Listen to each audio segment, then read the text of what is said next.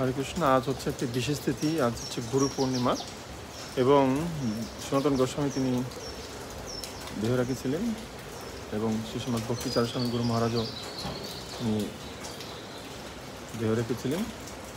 এই জন্য এই বিশেষ একটা দিন, এভাবে আজকের দিনে আমরা গুরুদেবকে স্মরণ করব আর গুরুর কৃপা লাভ করব।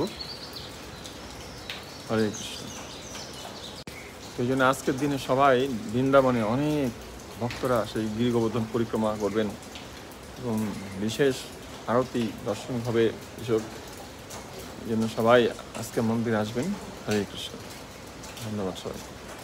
জয় গুরু পূর্ণিমা উৎসব কি আমাদের